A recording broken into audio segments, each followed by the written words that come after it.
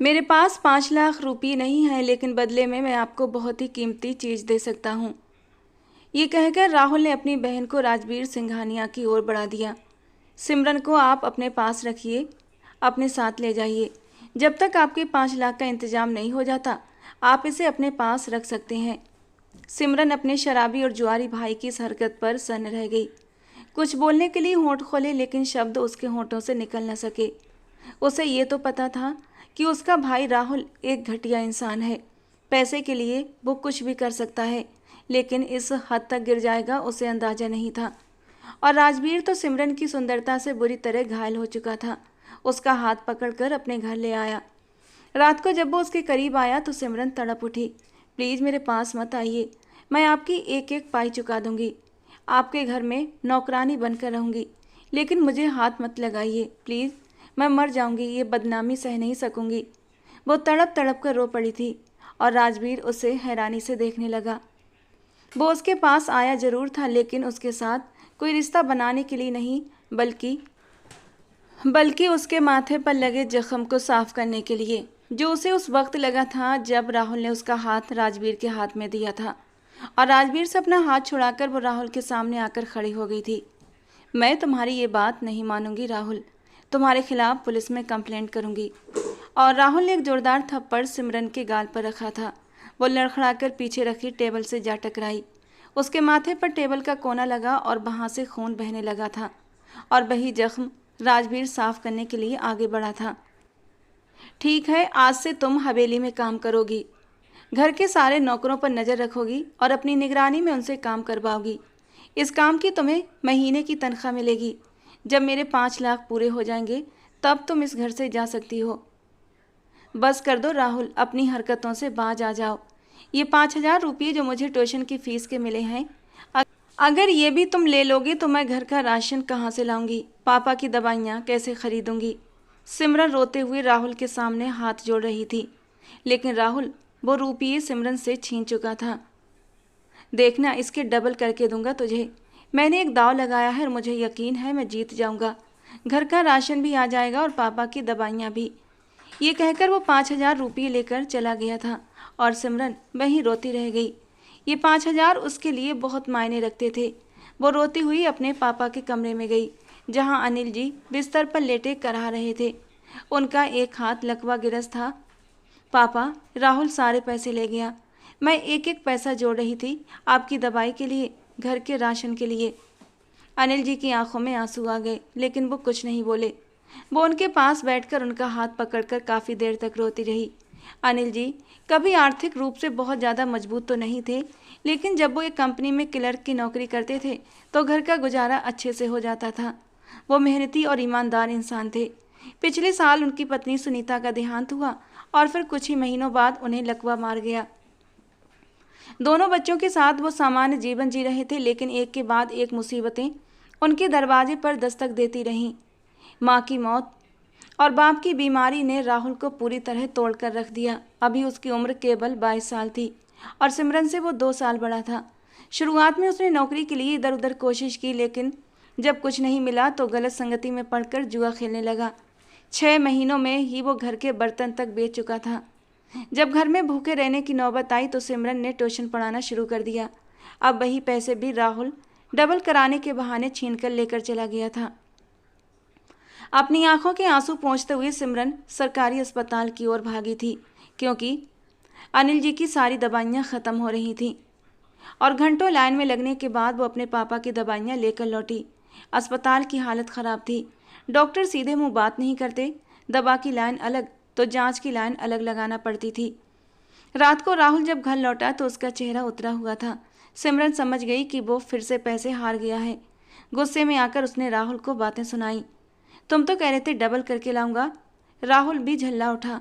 बकवास बंद कर अपनी, मैं वैसे ही बहुत परेशान हूँ।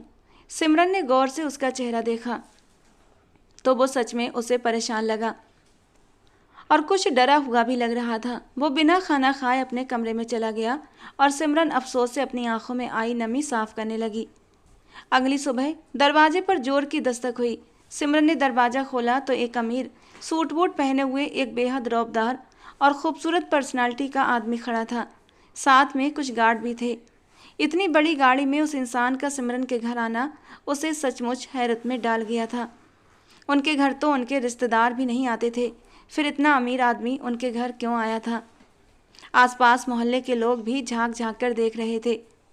राजवीर सिंघानिया को हैरान होकर देख रहे थे। यहाँ राहुल रहता है? उसने सिमरन को ऊपर से नीचे तक देखकर पूछा। जी, मेरा भाई है। आप कौन? सिमरन ने घबराते हुए पूछा। उसी वक्त राहुल भी कमरे से बाहर निकला और सामने खड़े राजवीर सिंघानिया को देखकर कांप उठा। राजवीर सिंघानिया, शहर का नामी उद्योगपति। राहुल 4-5 दिन पहले ही उसकी कंपनी में इंटरव्यू देने गया था। उसकी हालत देखकर राजवीर ने उसे नौकरी पर भी रख लिया था और उसे 5 लाख रुपये एक जरूरी डील के पहुंचाने के लिए दे दिए थे। रास्ते में राहुल को एक पुराना दोस्त मिला जिसने उसे बहकाया, तो ये पैसे एक जगह डबल कर सकता है, 100% जीत पक्की है। राहुल लालच में आ गया और पूरा पैसा जुए में हार गया। अब राजवीर खुद उसके घर पहुंच चुका था, क्योंकि राजवीर के लिए राहुल का पता निकलवाना कोई मुश्किल काम नहीं था। राहुल राजवीर के पैरों में गिर पड़ा। माफ़ कर दीजिए सर, मैं लालच में आ गया था। प्लीज़, मैं आपके पैसे वापस कर दूंगा।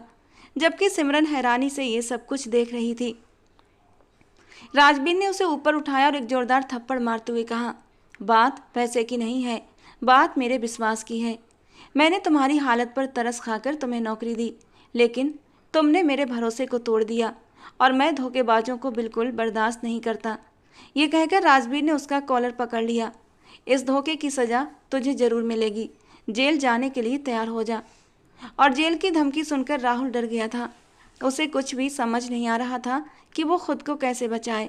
और तभी उसके दिमाग में एक ख्याल बिजली की तरह चमक उठा था। राहुल ने झट से डरकर जल्दी से सिमरन का हाथ पकड़ा और राजवीर की ओर बढ़ाया। सर, आप इसे अपने साथ ले जाइए। जब तक मैं आपके पैसे वापस नहीं कर देता, इसे अपने पास रखिए। राजवीर को अब एक और झटका लगा था। उसे ये तो पता था कि राहुल झूठा है, धोखेबाज है, पर अब ये देखकर वो हैरान रह गया था कि ये आदमी इतना गिरा हुआ है कि अपनी बहन को सौंपने से भी नहीं हिचक रहा। सिमरन की आंखों में आंसू छलक आए। वो एक झटके से राहुल की ओर बढ़ी और उसे कॉलर से पकड़ते हुए बोली, बेगैरत इंसान, अपनी बहन का सौदा करते हुए तुझे शर्म नहीं आती? राहुल ने बदले में उसे खुद से दूर झटका था और वो लड़खड़ाकर आंगन में पड़ी टेबल से जा टकराई और उसके माथे से खून बहने लगा। तो क्या मैं जेल चला जाऊं? कम से कम तो किसी अमीर आदमी के पास जाएगी और मैं पापा का इलाज करवा सकूंगा। पापा का नाम बीच में मत लो राहुल, ये सब कुछ तुम सिर्फ और सिर्फ अपने लिए कर रहे हो। सिमरन की कांच जैसी हरी आंखों से आंसू बहने लगे और राजवीर अब तक पूरे हालात बहुत अच्छे से समझ चुका था। सिमरन की मजबूरी और उसकी बेबसी उसके दिल को छू गई थी। वो एक पल रुका, जैसे कोई बड़ा फैसला किया हो, फिर सख्त लहजे में बोला, ठीक है, 5 लाख के बदले मैं इस लड़की को अपने साथ लेकर जा रहा हूँ। सिमरन ने एक झटके से सर उठाकर राजवीर को देखा। वो देखने में एक अच्छे घराने का सभ्य और संस्कारी लड़का लग रहा था। उसे लगा कि वो राहुल की इस डील को ठुकरा देगा, लेकिन ऐसा नहीं हुआ था। वो तो फौरन ही राजी हो गया था। अब उसे राजवीर से सख्त नफरत महसूस हो रही थी। जबकि राजवीर ने आगे बढ़कर सिमरन का कांपता हुआ हाथ अपने हाथ में लिया था, जो बर्फ की तरह एकदम ठंडा हो रहा था। सिमरन ने तुरंत अपना हाथ छुड़ाते हुए कहा, छोड़िए मेरा हाथ, मैं कहीं नहीं जा रही। लेकिन राजवीर ने उसे मजबूती से थाम लिया और गाड़ी की तरफ ले चला। छोड़िए मुझे आपके साथ नहीं जाना। आपके पैसे राहुल ने लिए हैं ना? उसने आपको धोखा दिया है, तो उसी से बदला लीजिए। मुझे छोड़ दीजिए। लेकिन राजवीर उसकी एक भी नहीं सुन रहा था। एक झटके से उसने दरवाज़ा खोलकर सिमरन को अंदर धकेला था और गाड़ी का दरवाज़ा बंद करके ड्राइविंग सीट पर आकर बैठ गया। पूरे रास्ते सिमरन की सिसकियाँ गाड़ी के अंदर गूंजती रही थीं। कभी कभी वो चुपचाप नज़रें उठाकर राजवीर की ओर देखती, तो वो भी पल भर के लिए उसकी तरफ देख लेता। लेकिन जब उसकी सिसकियों ने हद पार कर दी तो राजवीर ने अचानक गाड़ी एक झटके से रोकी थी। रोना बंद करो, वरना चलती गाड़ी से नीचे फेंक दूंगा, वो गुस्से से दहाड़ा था। वैसे ही मेरा दिमाग बहुत ख़राब है और तुम इसे और ज़्यादा ख़राब मत करो। राजवीर का दिमाग झुंझलाहट और गुस्से का शिकार था, क्योंकि जज्बात में भरकर उसने सिमरन को साथ लाने का फैसला तो कर लिया था, लेकिन अब आगे क्या होगा ये सोच सोच कर परेशान हो रहा था।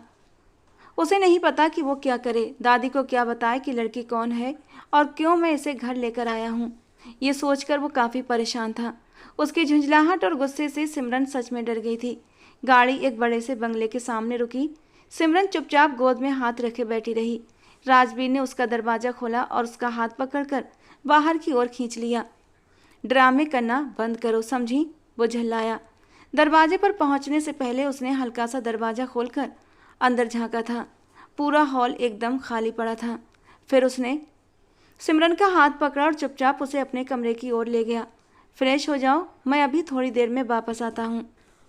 और एक बात कान खोलकर सुन लो, जब मैं कमरे में लौटूं तो तुम्हारा ये रोया हुआ बिखरा चेहरा नहीं देखना चाहता। ये कहते हुए उसने एक लोअर और टी शर्ट उसकी तरफ फेंके और झुंझलाहट से दरवाज़ा बंद करते हुए बाहर चला गया। सिमरन ने एक नज़र उन कपड़ों पर डाली और फिर उन्हें दूर फेंकते हुए वहीं ज़मीन पर बैठकर फूट फूट कर रोने लगी। कुछ देर बाद जब राजवीर कमरे में लौटा तो वो अभी भी ज़मीन पर बैठी हुई थी। उसे देखते ही वो घबराकर दीवार से सटकर बैठ गई। राजवीर के माथे पर बल उभर आए, लेकिन उसने खुद को तुरंत संयत कर लिया। फिर धीरे धीरे कदमों से उसके पास आया और उसके सामने घुटनों के बल बैठ गया। अभी उसने अपना हाथ उसकी तरफ बढ़ाया ही था कि सिमरन सहमकर पीछे हटी। नहीं, प्लीज़ मेरे पास मत आइए, मुझे हाथ मत लगाइए, मैं मर जाऊंगी। ये जिल्लत मैं और नहीं सह सकती। राजवीर उस मासूम सी लड़की की ओर हैरत से देखने लगा, जिसकी आंखें रो रो कर सूज चुकी थीं और पूरा चेहरा लाल गुलाबी हो रहा था। एक हल्की सी मुस्कान राजवीर के होठों को छू गई। उसने सिमरन की ये गलतफहमी दूर नहीं की कि वो उसके पास किसी गलत इरादे से नहीं बढ़ा था, बल्कि उसके माथे पर लगे जख्म को देखने के लिए आगे बढ़ा था। लेकिन उसने जानबूझकर चुप्पी साधी और सिमरन को और भी डरा दिया। क्यों ना आऊँ तुम्हारे करीब? मैं तुम्हें पूरे 5 लाख के बदले खरीद कर लाया हूँ। अब तुम मेरी हो, जैसे चाहूँ तुम्हारा इस्तेमाल कर सकता हूँ। और इस रात के लिए मैंने बहुत कुछ सोच कर रखा है। मैंने कहा था ना, जाकर फ्रेश हो जाओ, लेकिन तुमने मेरी बात नहीं मानी। चलो कोई बात नहीं, अब मैं खुद ही तुम्हें अपने हाथों से। वो अपनी बात अधूरी छोड़ गया और सिमरन तड़प उठी। नहीं प्लीज़, आप ऐसा कुछ मत कीजिए, वो कांपते होठों से बोली थी। राजवीर का ध्यान उसके उन नाजुक लबों पर अटक कर रह गया। जिंदगी में पहली बार कोई लड़की उसके दिल को इतनी गहराई से छू रही थी। उसका मन मचलने लगा कि उसे छूकर देखे, उसके नाजुक से लबों को महसूस करे, उसके बालों की खुशबू में खो जाए, उसकी कांच सी आंखों को अपने होठों से छूकर देखे। मगर उसने खुद को संभाल लिया। वो जानता था कि इस लड़की को वो बिना किसी रिश्ते के अपने पास नहीं रख सकता। वो बस बिना सोचे समझे उसे वहाँ से उठा लाया था, क्योंकि वो जानता था जिस हद तक राहुल गिर चुका था, आज नहीं तो कल वो सिमरन का सौदा कर ही देगा। और वो सिमरन, जिसकी खूबसूरती ने उसे पहली ही नज़र में घायल कर दिया था, अब उसे किसी भी कीमत पर तकलीफ में नहीं देखना चाहता था। खुद को संभालते हुए वो एक नपे तुले अंदाज में धीरे से बोला था, ठीक है, अगर तुम चाहती हो कि मैं तुमसे अपने 5 लाख रुपये वसूल न करूं तो तुम्हें वही करना होगा जैसा मैं कहूं। मैं तैयार हूं, वो जल्दी से अपने आंसू पोंछते हुए बोली। राजवीर की इस बात ने सिमरन को उम्मीद की एक डोर थमा दी थी। ठीक है, पहले तो तुम्हें मुझसे शादी करनी होगी, फिर उसके बाद बताऊंगा कि अब आगे क्या करना है। और ये सुनकर उसके होंठ फड़फड़ा उठे थे। शादी? राजवीर ने ठंडी सांस लेते हुए कहा। हाँ, ये सिर्फ नाम की शादी होगी, क्योंकि तुम इस घर में बिना किसी रिश्ते के नहीं रह सकती। मैं अपने घर वालों को बताऊंगा कि तुम मेरी बीवी हो। उसके बाद मैं तुमसे अपने 5 लाख रुपये भी वसूल करूंगा। अगर तुम शादी के लिए नहीं मानोगी तो मैं बिना शादी के ही तुमसे अपने पैसे वसूल करूंगा, समझी? अब फैसला तुम्हारे हाथ में है। ये कहकर जैसे ही वो उठकर जाने लगा, पीछे से सिमरन की आवाज़ आई, मैं शादी के लिए राजी हूँ। और राजवीर के होठों पर एक प्यारी सी मुस्कान खिल उठी थी। उस मुस्कान को सिमरन नहीं देख पाई थी, क्योंकि उस वक्त राजवीर की पीठ थी सिमरन की ओर से। सिमरन आईने के सामने खड़ी अपने आप को हैरानी से देख रही थी। एक ही दिन में उसकी पूरी जिंदगी बदल चुकी थी। दुल्हन के लाल जोड़े में वो बेहद सुंदर लग रही थी। सुंदर गहने और हल्का सा मेकअप उसके रूप को और भी निखार रहे थे।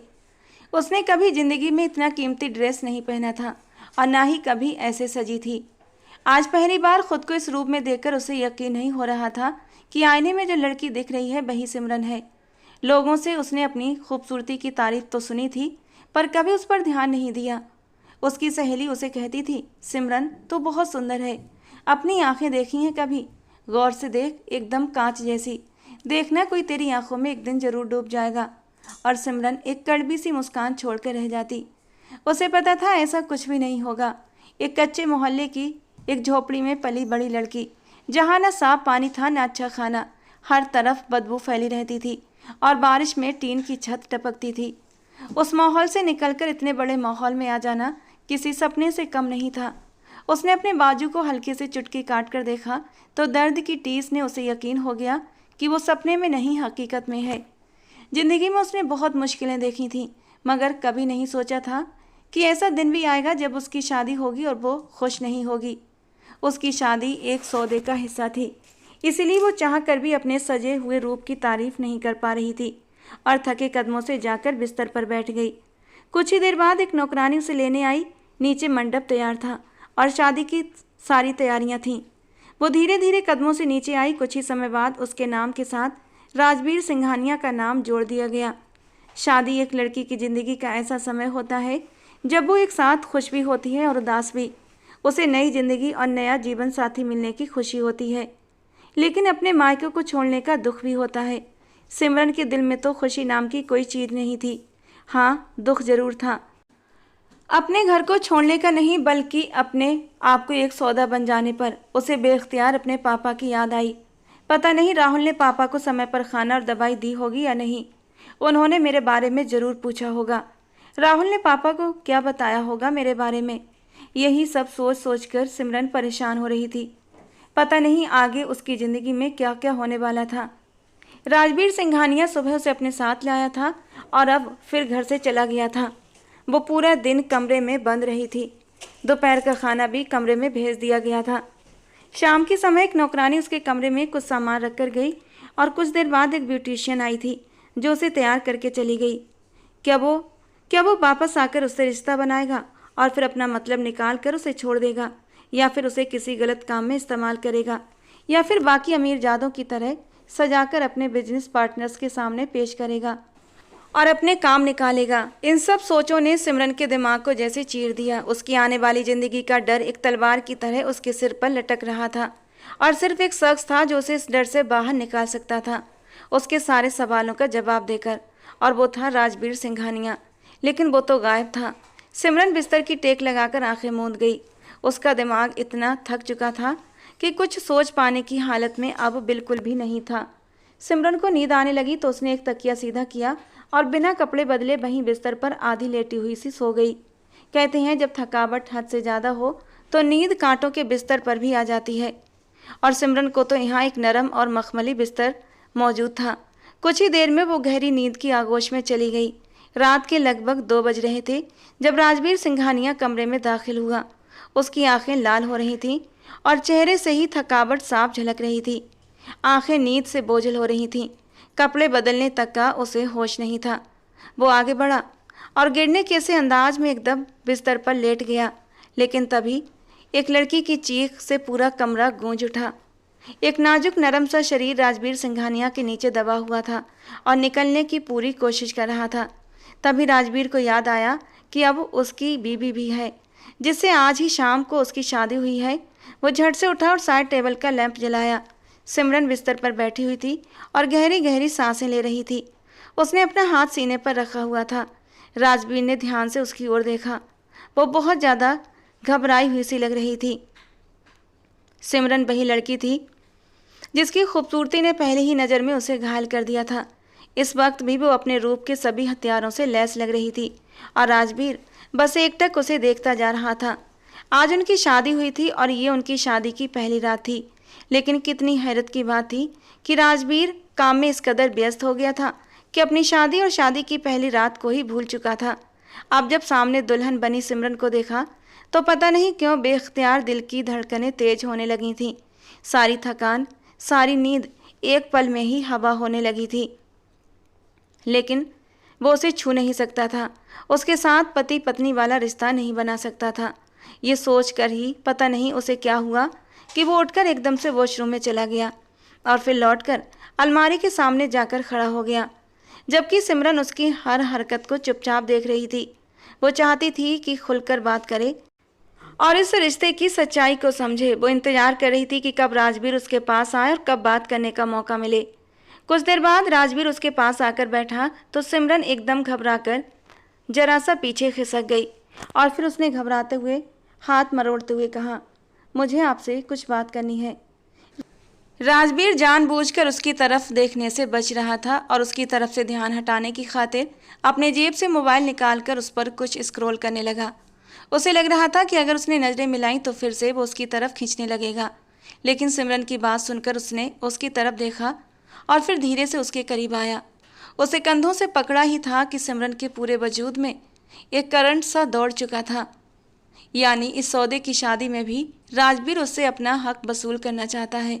ये सोच कर ही सिमरन को रोना आया था। बड़ी बड़ी आंखों से आंसू बहने लगे। वो सिमरन के चेहरे को ध्यान से देख रहा था कि तभी सिमरन ने पलकें झुका लीं और उसकी आंखों से आंसू और भी तेजी से बहने लगे। प्लीज़ मेरे पास मत आइए, मैं आपकी एक एक पाई चुका दूंगी, आपको बोला था ना मैंने। राजवीर ने हैरानी से उसकी ओर देखा। सिमरन का भरोसा जीतना इतना आसान नहीं था। उसने झट से उसके कंधों को छोड़ दिया था। ठीक है, तुम मेरे पैसे लौटाने के लिए क्या करोगी? जानती भी हो पूरे 5 लाख रुपये हैं। मेरे लिए ये रकम कुछ भी नहीं, लेकिन शायद तुम्हारे लिए बहुत बड़ी है। कहाँ से लाओगी इतने सारे पैसे? राजवीर ने उसकी तरफ देखकर एक भौं उठाते हुए पूछा। वो जानना चाहता था कि सिमरन के इरादे क्या हैं। मैं कुछ भी कर लूँगी, मगर आपके पैसे मैं लौटा दूंगी। अगर आप मुझे घर से बाहर जाकर काम करने की इजाज़त दें तो मैं जल्दी ही आपके पैसे चुका दूंगी, चाहे मुझे डबल शिफ्ट क्यों ना करनी पड़े। सिमरन धीरे से बोल रही थी, जबकि राजवीर दिल ही दिल उसके जवाब से काफ़ी प्रभावित हुआ था। ठीक है, आज से तुम इसी घर में रहोगी और काम करोगी। घर के सारे नौकरों पर नज़र रखना, घर का हिसाब किताब करना अब तुम्हारी जिम्मेदारी होगी। और इसके लिए मैं तुम्हें हर महीने सैलरी दिया करूँगा। जब तुम्हारे 5 लाख पूरे हो जाएंगे तब तुम इस घर से जा सकती हो।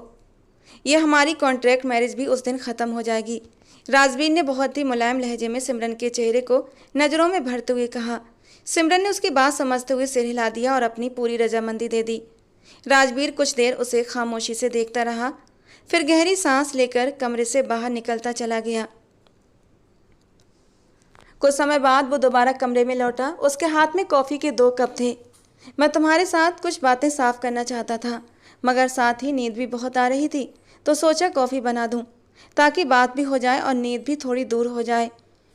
राजवीर की बात सुनकर सिमरन ने हैरानी से उसकी ओर देखा, मगर कुछ नहीं बोली और चुपचाप उसके हाथ से एक कप कॉफ़ी का ले लिया।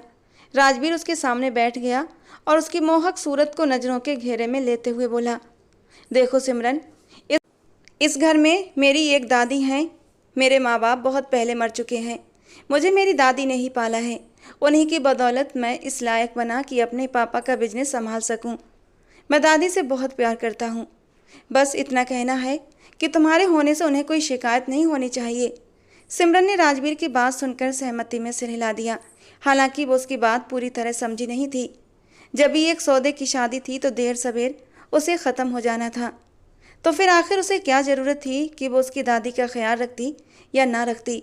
मगर उसे इस घर में नौकरों की निगरानी करनी थी और उन्हीं के साथ नौकरों की तरह काम भी करना था। इसीलिए उसने कोई सवाल जवाब नहीं किए और इस बात को भी अपनी ड्यूटी समझते हुए सिर हिला दिया। उसकी इतनी आज्ञाकारिता देखकर राजवीर मुस्कुरा दिया और फिर कहने लगा, इस घर में किसी को भी ये नहीं पता चलना चाहिए कि हमारी शादी एक कॉन्ट्रैक्ट मैरिज है। जैसे ही समझौता पूरा होगा हम ये रिश्ता ख़त्म कर देंगे और तुम आज़ाद। इसी वजह से हमें एक ही कमरे में पति पत्नी की तरह भी रहना होगा। मैं तुम्हारी मर्जी के खिलाफ कभी भी तुम्हारे करीब नहीं आऊँगा, लेकिन हमें एक ही कमरे में रहना होगा ताकि किसी को हमारे रिश्ते की सच्चाई का अंदाज़ा ना हो। क्या तुम मेरी बात समझ रही हो? सिमरन के लिए ये सब करना आसान नहीं था। उसे समझ नहीं आ रहा था कि वो राजवीर के साथ एक ही कमरे में कैसे रह पाएगी, मगर इनकार की भी कोई स्थिति नहीं थी। इसीलिए चुपचाप सहमति में सिर हिला दिया।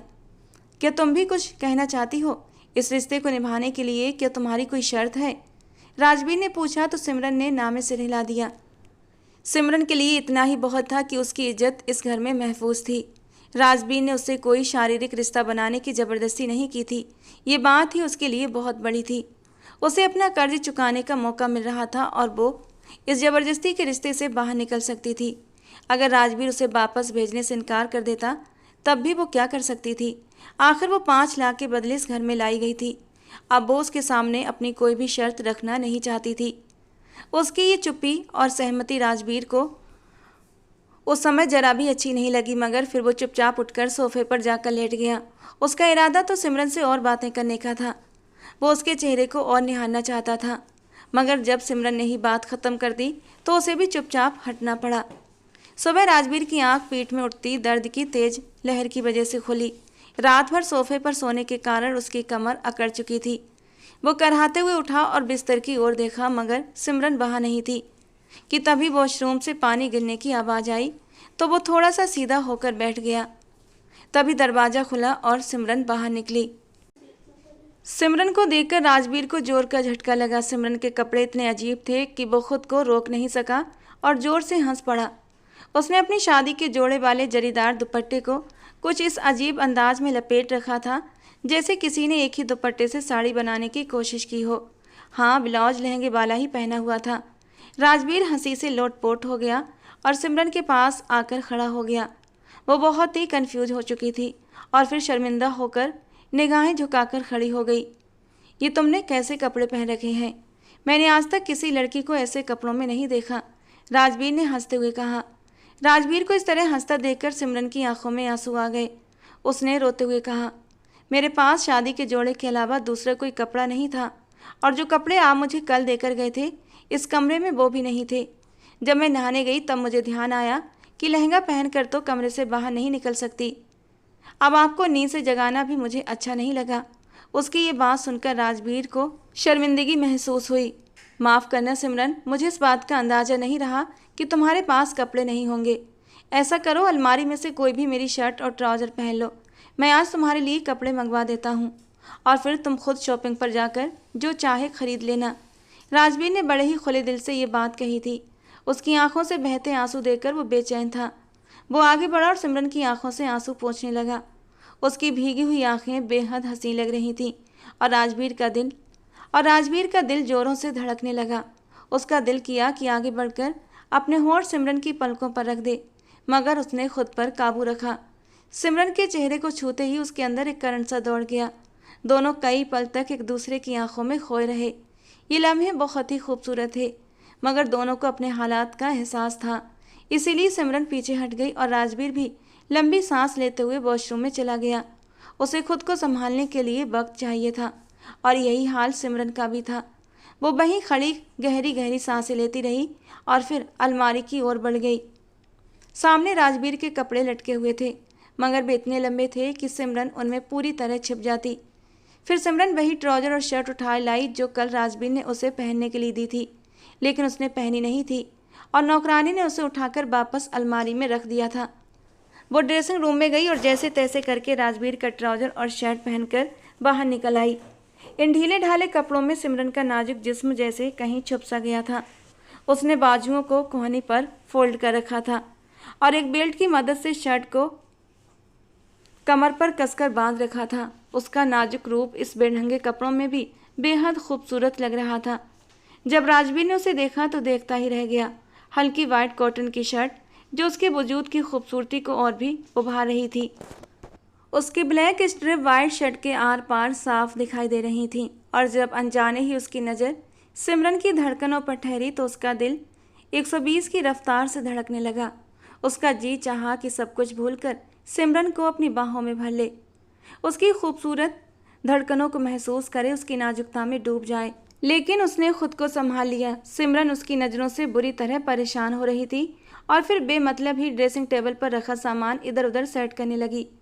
राजवीर के लिए उसे नज़रअंदाज करना आसान नहीं था, लेकिन फिर भी उसने खुद पर काबू रखा और कदम बाहर की ओर बढ़ाए कि तभी पीछे से उसे सिमरन की आवाज़ सुनाई दी। मुझे एक बार अपने पापा से मिलना है। राजवीर के कदम एक पल के लिए रुक गए। उसने मुड़कर सिमरन की ओर देखा। तुम्हारे पापा इस वक्त एक अस्पताल में एडमिट हैं और उनका इलाज चल रहा है। भगवान ने चाहा तो वो जल्दी ही ठीक हो जाएंगे। हॉस्पिटल में? लेकिन पापा तो घर पर थे ना, उनकी तबीयत तो ठीक है ना? वो एकदम घबराकर राजवीर के सामने आकर खड़ी हो गई। रिलैक्स, वो बिल्कुल ठीक है। कल पूरा दिन मैं इसी भागदौड़ में लगा रहा। अंकल जी की तबीयत बिगड़ने लगी थी तो मैं उन्हें लेकर अस्पताल चला गया था। राहुल को तो मैं एक ही नज़र में पहचान गया था कि वो कैसा इंसान है। कल पूरा दिन वो घर नहीं आया था और इसी दौरान अंकल जी की तबीयत और भी ज़्यादा बिगड़ गई थी। मैंने उन्हें एक अच्छे हॉस्पिटल में एडमिट करवा दिया है और डॉक्टर उम्मीद दिला रहे हैं कि वो जल्दी ही ठीक हो जाएंगे। और सिमरन की आंखों में आंसू चमकने लगे थे। ये इंसान तो उसकी उम्मीदों से भी बढ़कर अच्छा निकला। वो उसका ये एहसान कैसे चुकाएगी। शाम तक सिमरन कमरे में ही रही थी। घर के नौकर अभी तक हैरान थे कि उनका वो बॉस जो शादी के नाम से चिढ़ता था, अब अचानक एक पत्नी लेकर आ गया था और जो कमरे से बाहर भी नहीं निकल रही थी। सब नौकर सिमरन को देखने के लिए बुरी तरह बेताब थे, जो उनके बॉस की पत्नी बनी थी। मगर सिमरन ने जो कपड़े पहन रखे थे उनमें वो कभी भी बाहर नहीं आ सकती थी।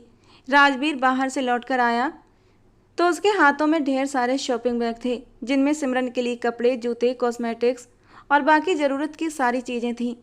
राजवीर ने सारा सामान सिमरन की ओर बढ़ा दिया और जब सिमरन ने सामान बाहर निकाला तो उसमें मौजूद लेडीज सामान देखकर उसका चेहरा शर्म से लाल हो गया, जबकि राजवीर एक होंठ दांतों से दबाते हुए उसकी ओर शरारत से देख रहा था। ये क्या बदतमीजी है राजवीर, आपको ये सब लाने की क्या ज़रूरत थी। उसने जल्दी जल्दी सारा सामान वापस बैग में डाला और लाल चेहरा लिए राजवीर की तरफ से पीट करके खड़ी हो गई। उसका दिल जोरों से धड़कने लगा था। राजवीर उसके सामने आकर खड़ा हो गया। क्यों ज़रूरत नहीं थी, पत्नी हो तुम मेरी, तुम्हारी चीज़ों का ख्याल मैं नहीं रखूँगा तो कौन रखेगा। वैसे साइज वगैरह तो मुझे पता नहीं था, लेकिन कल से तुम्हें देखने के बाद मुझे थोड़ा बहुत आइडिया हो गया था। वो उसकी खूबसूरत नाजुक वजूद को बड़ी ही गहरी नज़रों से निहार रहा था और उसकी नज़रों की तपिश महसूस करते हुए सिमरन ने जल्दी से अपने सीने पर हाथ रख लिए थे। आप बहुत बेशर्म हैं, वो जोर से हंस पड़ा। तुमने बेशर्मी दिखाने का मौका ही नहीं दिया। मैं तो इससे भी ज़्यादा बेशर्म हूँ। वैसे तुम चाहो तो तुम्हारी अनुमति से मैं तुम्हें बेशर्मी दिखा सकता हूँ।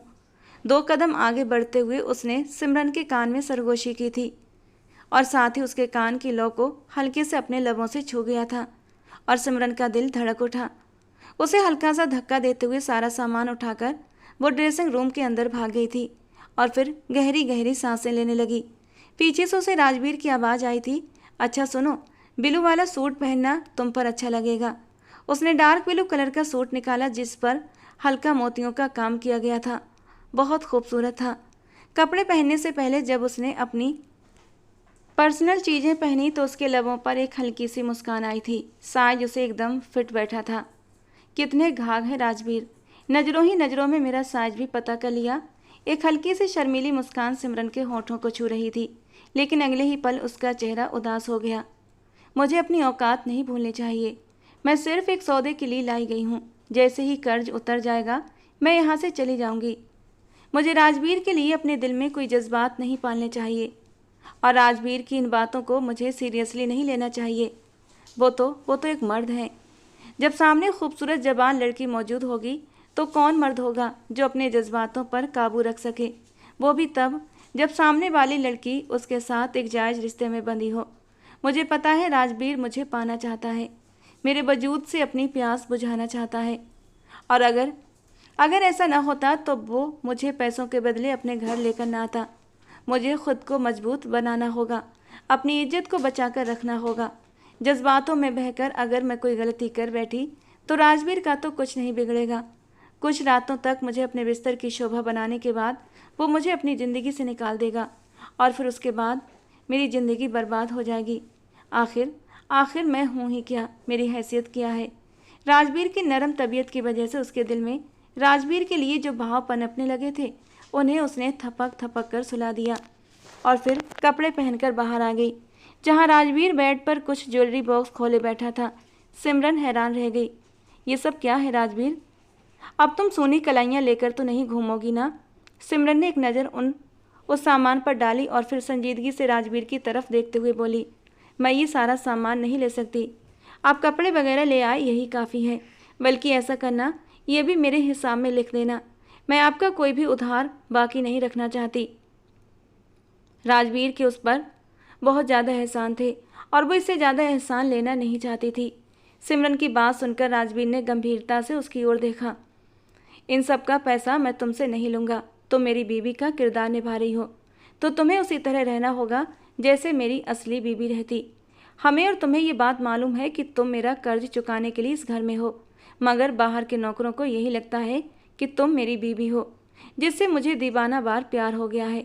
अब अगर तुम इस तरह के हुलिये में बाहर जाओगी तो सबको शक हो जाएगा और वे लोग जाकर दादी को सब कुछ सच बता देंगे, जबकि मैं नहीं चाहता कि दादी को हमारे रिश्ते की सच्चाई का पता चले। वे रिश्तों को लेकर बहुत संवेदनशील है और इस मामले में मुझे भी कोई छूट नहीं देती। इसीलिए हमारे लिए मुश्किल पैदा मत करो और जो मैं तुम्हारे लिए लाया हूँ उसे चुपचाप अपना लो। राजवीर कहकर कमरे में पड़े सोफे पर जाकर बैठ गया और मोबाइल में व्यस्त हो गया, जबकि सिमरन ने राजवीर की दी हुई ज्वेलरी में से सोने की चूड़ियाँ और गले में एक मंगलसूत्र पहन लिया। बाकी सारे बॉक्स उठाकर उसने अलमारी में रख दिए थे। इस बार राजवीर ने भी उससे ज़्यादा बहस नहीं की थी। वो कमरे से बाहर निकल आई। सामने से जाती हुई एक नौकरानी ने उसे देखकर पूछा कि उसे किसी चीज़ की ज़रूरत तो नहीं, तो सिमरन ने नाम में सर हिला दिया और उससे दादी के कमरे के बारे में पूछने लगी। अब जब वो इस नाटक का हिस्सा बन ही चुकी थी तो वो इसे पूरी सच्चाई से निभाना चाहती थी। दादी के कमरे के दरवाजे पर दस्तक देकर वो अंदर चली आई। सामने दादी काउच पर अर्ध लेटी थीं। एक नौकरानी उनके लिए चाय कप में डाल रही थी। सिमरन को तो लगा था कि राजवीर की दादी कोई बूढ़ी सी औरत होंगी, लेकिन सामने जो औरत थी वो इतनी बूढ़ी नहीं थी, काफ़ी स्वस्थ और जवान दिख रही थी।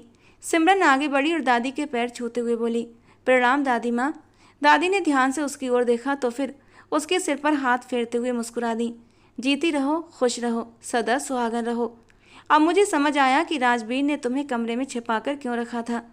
उसे डर लग रहा होगा कि कहीं उसकी खूबसूरत सी बीवी को किसी की नज़र न लग जाए। मैं कहकर थक गई कि मुझे बहू से मिलवा दे, बहू से मिलवा दे, लेकिन वो मेरी बात को बार बार टालता रहा। इतनी खूबसूरत बहू देखकर दादी भी खुश हुई थी, इसलिए उन्होंने सिमरन को ढेरों आशीर्वाद दे दिया। सिमरन की ज़िंदगी में ऐसा कोई नहीं था जो उसे इस तरह आशीर्वाद देता। दादी की बातें सुनकर उसकी आंखें भीग गईं, मगर उसने किसी तरह आंसुओं को रोक लिया था और फिर दादी से अपना परिचय देने के बाद हल्की फुल्की बातें करने लगी। दादी उम्र में भले उससे कई गुना बड़ी थी, मगर उनका मिजाज बहुत चुलबुला था। बात बात पर मजाक करना जैसे उनकी आदत थी। सिमरन भी खुश मिजाज थी, इसलिए वो जल्दी ही दादी से घुल मिल गई और फिर दोनों बातों में मगन हो गई। तभी कमरे में प्रवेश करता हुआ राजवीर ये दृश्य देख रहा था। उसने दिल ही दिल में इस रिश्ते के बने रहने की दुआ की और ख़ुद भी गला खखारते हुए कमरे में आ गया, जहाँ दादी अब गुस्से में बैठी थी। उन्होंने तुरंत राजवीर का कान पकड़ लिया और डांटने लगी कि आखिर उसने उनकी गैर मौजूदगी में शादी कैसे कर ली। न कोई ढोल धमाका, न किसी रिश्तेदार या दोस्त को बुलावा, बस लड़का लड़की ने आपस में फैसला किया और शादी कर ली। काफ़ी देर बाद जब दादी का गुस्सा शांत हुआ तो उन्होंने राजवीर के सिर पर हाथ फेरते हुए कहा, भले तुमने मुझसे पूछे बिना शादी की है, लेकिन दुल्हन बहुत प्यारी लाए हो। इसका हमेशा ख्याल रखना और कभी इसका दिल मत दुखाना। दादी राजवीर का हाथ पकड़कर उसे प्यार से समझा रही थी। वो धड़कते दिल के साथ राजवीर को दादी से बातें करते हुए सुन रही थी। वो दादी के सामने सिमरन का ख्याल रखने के वादे कर रहा था, जबकि सिमरन को ये सब झूठ लग रहा था। जल्दी ही तो उनका रिश्ता टूट जाने वाला था। उसने दुख भरी नज़रों से राजवीर की ओर देखा था, मगर अब वो उसकी तरफ देख भी नहीं रहा था। वो गहरी चंचल नज़रें जो कुछ देर पहले उसी पर जमी थीं, अब पूरी तरह दादी पर थीं। वो अपनी चमकती आंखों से दादी को ही देख रहा था, आंखों में ढेर सारी मोहब्बत और सम्मान लिए हुए। बेखुदी में सिमरन के दिल में ये तमन्ना जागी, काश इन आंखों में मेरे लिए भी ऐसी ही मोहब्बत हो। कुछ भी हो, राजवीर बहुत ख्याल रखने वाला और चाहने वाला पति था, और ऐसा पति तो हर लड़की चाहती है। न चाहते हुए भी सिमरन अपने दिल में राजवीर के लिए एक जगह बनते हुए महसूस कर रही थी। कुछ देर बाद सब लोग डाइनिंग हॉल की तरफ चले गए, जहां दादी ने सिमरन के स्वागत में तरह तरह के पकवान बनाए थे। धीरे धीरे दादी और सिमरन की गहरी दोस्ती हो गई। दिन में सिमरन सभी नौकरों से अपनी निगरानी में काम करवाती, दादी के लिए उनके मनपसंद खाने बनाती और कभी कभी राजवीर के लिए भी उसकी पसंद की डिश बना देती। राजवीर और दादी के सारे काम वो अपने हाथों से करती। दादी उससे बहुत प्यार करने लगी थी। सिमरन को भी दादी से बहुत दिली लगाव हो गया था। और फिर एक दिन ऐसा आया जब उसे एहसास हो गया कि दादी के साथ साथ वो राजवीर से भी मोहब्बत करने लगी है। उस दिन वो बहुत ज़्यादा थकी हुई थी, क्योंकि आज उसने दादी और राजवीर के कपड़े धोए थे। दादी के पैरों की मालिश की थी, उनके बालों में तेल लगाया था और उनके लिए खाना भी बनाया था। राजवीर के लिए भी एक चॉकलेट केक बनाया था। ये सब काम करके जब वो कमरे में आई तो उसने राजवीर की शर्ट इस्त्री करके अलमारी में सलीके से टांगना शुरू कर दिया। आखिरी शर्ट को टांगने लगी तो अचानक राजवीर की उसी टी शर्ट पर नज़र पड़ी जो वो रात को पहनकर सोया था और अब हैंगर में लटक रही थी। बेख्याली में उसने वो टी शर्ट उठाकर अपने हाथों में थाम ली और फिर वो टी शर्ट अपने ऊपर फैलाकर एक बाजू को पकड़कर सूंघा और फिर टी शर्ट को अपने होंठों से छूते हुए अलमारी में वापस रख दिया। ये एक अनजाने में हुई हरकत थी, मगर उसी पल उसे एहसास हो गया कि वो राजवीर की मोहब्बत में डूब चुकी है। इस एहसास के साथ उसकी आंखों में आंसू आ गए। वो सारा दिन उदास रही ये सोचकर कि जैसे ही कर्ज उतर जाएगा वो यहाँ से चली जाएगी। और इसी सिलसिले में रात को उसने राजवीर से पूछा, आपने मेरी मंथली सैलरी कितनी तय की है? उसे यहाँ रहते हुए करीब 2 महीने हो चुके थे। इन 2 महीनों में वो अपने पापा से भी जाकर मिलाई थी। उसके पापा अब पहले से काफ़ी ठीक हो गए थे। बैसाखी के सहारे चलने भी लगे थे। अपने छोटे मोटे काम भी खुद कर लिया करते थे। राजवीर ने उन्हें किराने की दुकान कर दी थी जिस पर अनिल जी बैठने लगे थे। राहुल का तो कुछ पता ही नहीं था कि वो कहाँ चला गया। बस उसने एक खत छोड़ा था कि वो अपने दोस्त के साथ दुबई जा रहा है पैसे कमाने। उसका सवाल सुनकर राजवीर के चेहरे की मुस्कान भी फीकी पड़ गई थी। तुम्हें कितनी चाहिए? राजवीर ने आईब्रो उठाते हुए उससे पूछा। उसके चेहरे की फीकी मुस्कान को सिमरन भी देख चुकी थी, जितनी किसी नौकर की होती है। ये कहते हुए उसे बहुत तकलीफ हुई थी।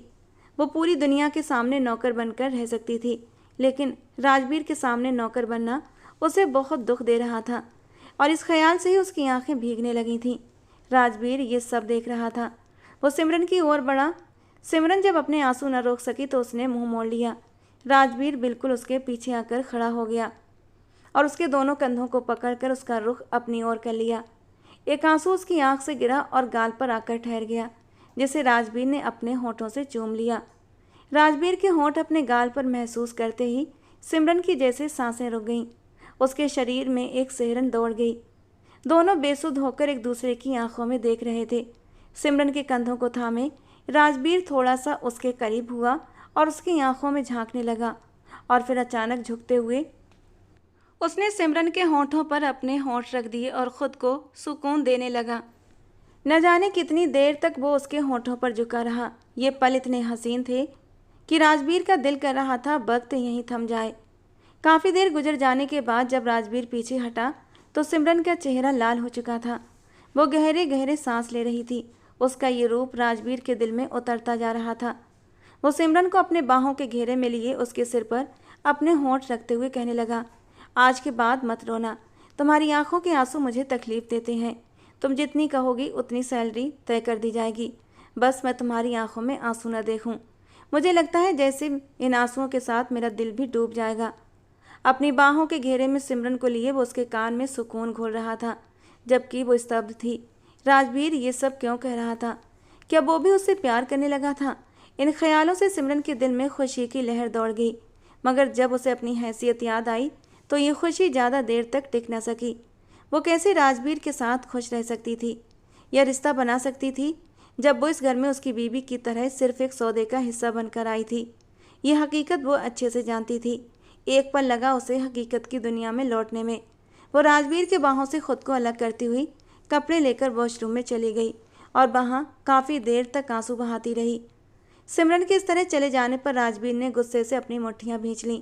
उसे खुद पर गुस्सा आ रहा था कि वो खुद पर काबू क्यों नहीं रख पाता। अभी तक तो सिमरन का दिल भी नहीं जीता था और वो उसके जिस्म पर हक जताने लगा था। वो कमरे से बाहर निकल गया। सिमरन जब वापस आई तो कमरा खाली था।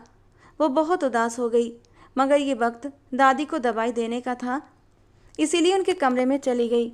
रात को जब वो वापस कमरे में आई तो राजवीर ने उसके सामने एक चेक रख दिया। कहने लगा, तुम्हारी सैलरी मैंने 50,000 रुपये तय की है।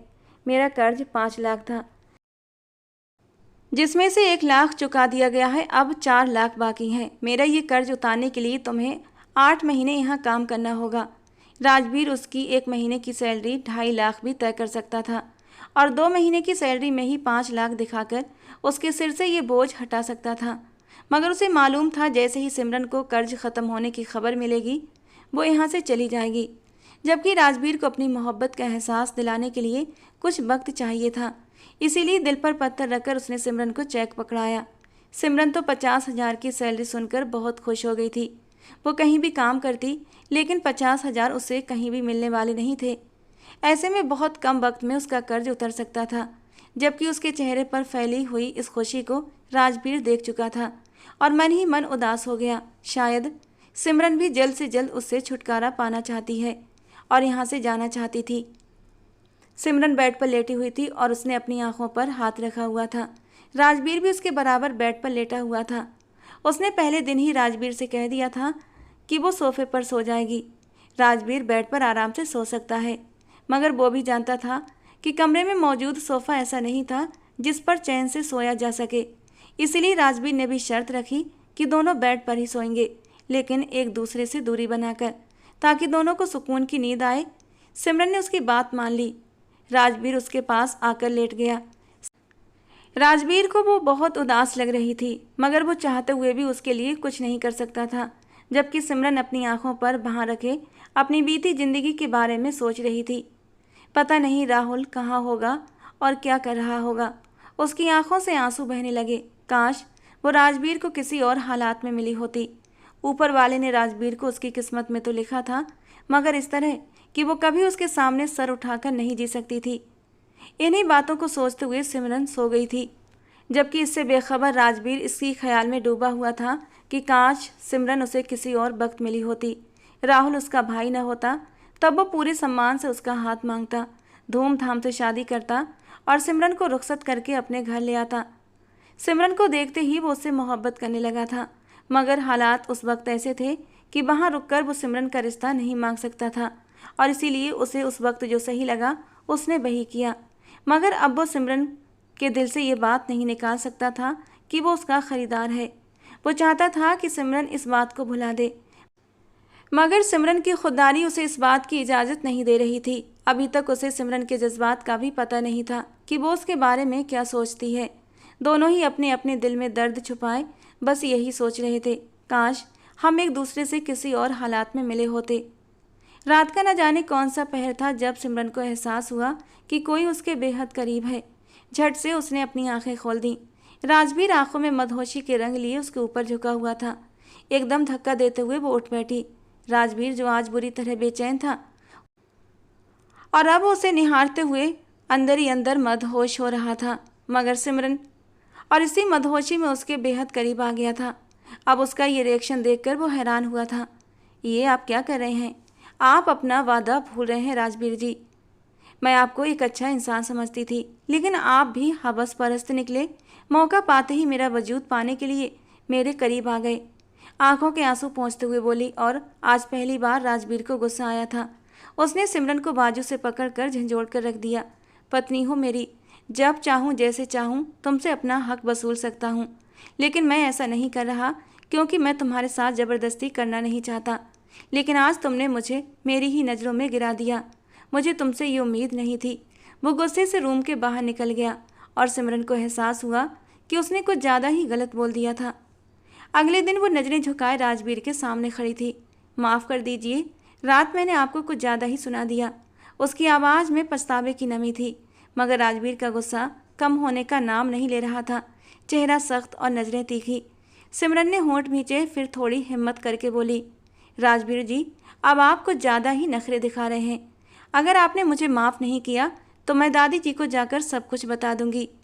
दादी का नाम सुनते ही उसके सख्त चेहरे पर हल्की सी नरमी उभर आई।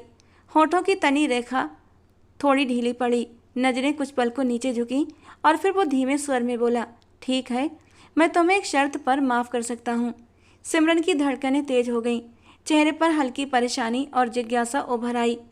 कौन सी शर्त? वो बेचैनी से बोली। राजवीर ने तिरछी नज़रों से उसकी ओर देखा और अपने होठों पर हल्की सी मुस्कान लाते हुए कहा, मुझे उसी तरह मनाओ जैसे जब मेरी दादी मुझसे नाराज़ होती हैं तब मैं उन्हें मनाता हूँ। ये सुनते ही सिमरन का दिल जोर से धड़क उठा, चेहरा गुलाबी पड़ गया। आपका दिमाग तो ठीक है, मैं वैसे कैसे मना सकती हूँ? राजवीर तो अपनी दादी के गले में बाहें डालते हुए उनके गालों को चूमते हुए दादी का गुस्सा शांत कर देता था। उसकी आंखें बड़ी हो गई थीं, गालों पर शर्म की लाली उतर आई थी। राजवीर ने शांत स्वर में कहा, तो फिर ठीक है, मैं तुम्हें माफ़ नहीं कर रहा। अच्छा अच्छा ठीक है, पहले आप अपनी आंखें बंद करें। वो बेबस हुई। राजवीर ने बिना कुछ कहे अपनी आंखें बंद कर लीं। सिमरन धड़कते दिल और कांपते हाथों से उसके करीब हुई और फिर अपने नरम हल्के होठों को उसके गाल पर रख दिया। एक मासूम सा स्पर्श जिसमें शर्म भी थी, डर भी, और कहीं ना कहीं एक अनकहा अपनापन भी। प्लीज़ अब तो माफ़ कर दीजिए। उसकी धीमी सी आवाज़ में जो सच्चाई थी उसने राजवीर के भीतर तक सुकून भर दिया। लेकिन वो अपनी भावनाओं को छुपाते हुए चेहरे पर हल्की अकड़ और बनावटी सख्ती लाते हुए बोला, ठीक है, बहुत बड़ा एहसान कर रहा हूँ तुम पर, चलो जाओ, माफ़ किया। और सिमरन के चेहरे पर एक राहत भरी मुस्कान फैल गई थी। सिमरन को यहाँ पर काम करते हुए 10 महीने अब पूरे हो चुके थे। वो राजवीर की पत्नी बनकर ही रह रही थी। कई बार दोनों के बीच तीखी बहस हुई। कई बार वो लड़ते लड़ते राजवीर की बाहों में गिरी। न जाने कितनी बार राजवीर ने उसे अपनी आगोश में लेकर उसके माथे पर अपने होंठ रखे थे। कितनी बार उसने सिमरन को चोट लगने पर मरहम पट्टी की थी और साथ ही उसके आंसू पोंछते हुए बार बार ये महसूस कराया था कि वो उसे तकलीफ में नहीं देख सकता। न जाने कितनी बार वो बिना कहे सिमरन की उदासी को समझ लिया करता था और फिर उसका मूड ठीक करने के लिए न जाने कौन कौन से जतन करता था। सिमरन उसकी इन सभी बातों को समझ रही थी, मगर फिर भी वो उसकी भावनाओं का जवाब नहीं दे रही थी। आज महीने का आखिरी दिन था और राजवीर उसे सैलरी का चेक देने वाला था। सिमरन उदास थी। वो चाहती थी समय यहाँ रुक जाए, मगर राजवीर से ये सब कहकर वो अपनी आत्मसम्मान से समझौता नहीं कर सकती थी। उसके पास केवल स्वाभिमान ही बचा था। उसे ये भी नहीं पता था कि यहाँ से जाने के बाद उसका ठिकाना क्या होगा, वो कहाँ रहेगी, मगर उसे ये सुकून था कि वो राजवीर का कर्ज चुका देगी। राजवीर ने उसकी सैलरी का चेक उसके सामने रखा और सिमरन की आंखों के आगे धुंध सी छा गई। चेक उठाकर उसने दोबारा राजवीर के हाथ में थमाया और बोली, आज से आपका कर्ज खत्म हो गया। अब तुम कहाँ जाओगी? राजवीर ने धीमी आवाज़ में पूछा। क्या ऐसा नहीं हो सकता कि तुम यहीं पर रह जाओ? मैं हर महीने तुम्हें वैसे ही सैलरी देता रहूँगा। दादी तुमसे बहुत जुड़ चुकी हैं, घर के सारे काम तुमने संभाले हुए हैं। मैं बेफिक्र हो गया था, अब घर की तरफ से परेशानी होगी। राजवीर का लहजा बहुत नरम था। न जाने उसकी कोशिशों में कहाँ कमी रह गई थी कि सिमरन अब तक उसके दिल की बात समझ नहीं पाई थी। वो चाह कर भी उससे अपने प्यार का इजहार नहीं कर पा रहा था। सिमरन का दिल टूट चुका था। पहले तो उसे लगा कि शायद राजवीर उसे अपने प्यार की वजह से रोक रहा है, मगर अब समझ आया कि वो तो सिर्फ अपने घर की देखभाल के लिए उसे रोक रहा था। चलो ठीक है, फिर ऐसे ही सही, कम से कम वो राजवीर के करीब तो रह सकती है। उसने उसकी बात मान ली और दादी के कमरे की तरफ बढ़ गई। सिमरन रात को अपने कमरे में नहीं आई थी, बल्कि वहीं दादी के कमरे में ही सो गई थी। अगली सुबह जब वो अपने कमरे में आई तो राजवीर बहुत उदास था। वो पूरी रात जागता रहा था, आंखें लाल हो रही थीं। मैं बस अपने कपड़े लेने आई हूँ, फिर दूसरे कमरे में जाकर नहा लूँगी और घर के काम भी देखूंगी, सिमरन ने झुकी नज़रों से कहा। राजवीर को लगा अब जब सिमरन ने उसका कर्ज चुका दिया है तो वो उससे दूर जा रही है और इसीलिए दादी के कमरे में भी रही, जबकि सिमरन ये सोच रही थी कि राजवीर ने उसे सिर्फ अब घर के कामों के लिए रोका है। दोनों ही अपने अपने भ्रम में उलझे हुए थे। ठीक है, अपने कपड़े लो और जाओ यहाँ से, राजवीर ने गुस्से में कहा और वॉशरूम में घुस गया। सिमरन उसका गुस्सा महसूस कर चुकी थी, मगर समझ ना पाई कि उसे गुस्सा किस बात पर था। वो कपड़े लेकर दादी के कमरे में चली गई। वो वहीं पर नहाकर कपड़े बदलने के बाद घर के काम देखने लगी। आज उसने वॉशिंग मशीन चालू कर दी और घर के सारे कपड़े धोने लगी। हालांकि इसके लिए नौकरानी थी, मगर अब उसे लग रहा था कि ये काम उसी के हैं। उसने चादरें, पर्दे, तकिए सब इकट्ठा करके धोने शुरू कर दिए। मौसम बदल रहा था, उसे परहेज की ज़रूरत थी, मगर उसने परवाह नहीं की और शाम होते होते सिमरन को बुखार ने घेर लिया। वो दादी के कमरे में पड़ी हुई थी और आंखें लाल हो रही थीं। दादी ने डॉक्टर बुलाया, जिसने उसे मौसम बदलने का बुखार बताया और दवा दे दी, मगर बुखार था कि उतर नहीं रहा था। वो अर्ध चेतन अवस्था में थी और बार बार राजवीर का नाम ले रही थी। जब राजवीर घर लौटा तो दादी ने उसकी अच्छी खासी क्लास ले ली। कैसे पति हो तुम?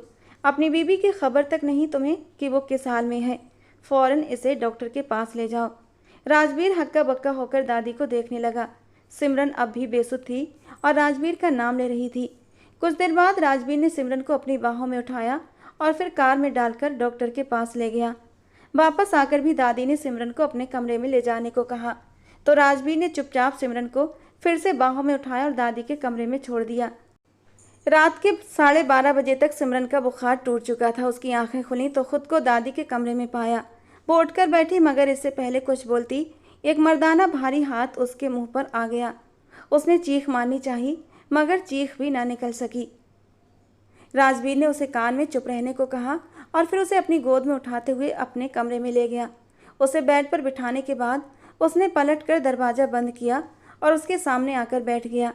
सिमरन हैरत से टकटकी लगाए उसके चेहरे की ओर देखती जा रही थी और बात को समझने की कोशिश कर रही थी। राजवीर ने एकदम उसके पास बैठते हुए उसे अपनी बाहों के घेरे में भर लिया और फिर बेहद शिद्दत से उसका चेहरा चूमने लगा। मुझे लगा था मेरी अनकही बातों को तुम समझ जाओगी, मगर तुम बहुत ही बुद्धू हो, जिसे न मेरे जज्बात समझ आते हैं, न मेरी मेहरबानियों का मतलब, ना ही मेरे किसी भी व्यवहार में तुम्हें मेरा प्यार दिखा। इसीलिए अब मुझे शब्दों का सहारा लेना पड़ रहा है। मैं तुमसे बहुत प्यार करता हूँ सिमरन, और एक पल के लिए भी तुमसे जुदा नहीं हो सकता। राहुल का कर्ज तो बस एक बहाना था। मैं सिर्फ तुम्हें अपने पास रखना चाहता था, इसीलिए कर्ज के बहाने तुम्हें अपने पास ले आया, ये सोचकर कहीं मेरा प्रपोजल सुनकर तुम शादी से इनकार न कर दो या फिर तुम्हारा किसी और में इंटरेस्ट ना हो। मैं तुम्हें किसी भी हाल में खोना नहीं चाहता था, लेकिन मुझे लगता है मैंने तुम्हें खो दिया है। प्लीज़ मेरी ज़िंदगी में वापस आ जाओ, हमारी झूठी शादी को सच्चा बना दो, मेरी चाहत को अपने साथ का सम्मान दे दो। राजवीर तड़पते हुए लहजे में कह रहा था। आज बुखार में सिमरन राजवीर का नाम पुकार रही थी। इससे राजवीर को पता चल गया था कि वो भी उससे प्यार करती है, जबकि सिमरन उसकी इतनी खूबसूरत बातें सुनकर पिघलती जा रही थी। उसने भी राजवीर के सीने पर अपना सिर रख दिया और कहने लगी, मुझे भी आपसे प्यार हो गया था, मगर मेरी हैसियत मुझे इजहार नहीं करने दे रही थी। अब जब मोहब्बत मेरे हिस्से में आ रही है तो मैं उससे मुंह नहीं मोड़ सकती। मैं आपके बिना जिंदा नहीं रह सकती। प्लीज़ मुझे खुद से दूर न करें। वो फूट फूट कर रो पड़ी तो राजवीर ने अपने आगोश को और भी कसकर बांध लिया। आखिरकार अपनी अना की लड़ाई लड़ते लड़ते उन्होंने इजहार मोहब्बत भी कर लिया था, और इस जंग में अना नहीं बल्कि मोहब्बत की जीत हुई थी। राजवीर ने जब सिमरन को अपनी बाहों में समेटा तो जैसे उनके बीच की सारी दूरियां मिट गईं। कमरे में सिर्फ खामोशियां थीं और उन खामोशियों में उनकी धड़कनें गूंज रही थीं। धीरे धीरे वो उसके वजूद में खोता जा रहा था और सिमरन ने बहुत खुशी से अपना आप राजवीर के हवाले कर दिया था। जिंदगी इस कदर मेहरबान हो जाएगी सिमरन ने सोचा भी नहीं था, और वह भगवान की इस कृपा पर दिल से उसकी आभारी थी कि उसे राजवीर जैसा जीवन साथी मिला था। दोस्तों, आज की हमारी ये कहानी आपको कैसी लगी कमेंट बॉक्स में ज़रूर बताना। पसंद आई हो तो प्लीज़ लाइक करना। रोज़ एक नई और रोमांटिक कहानी के लिए हमारे चैनल को सब्सक्राइब करना। मिलते हैं दोस्तों अगली किसी नई और रोमांटिक कहानी के साथ।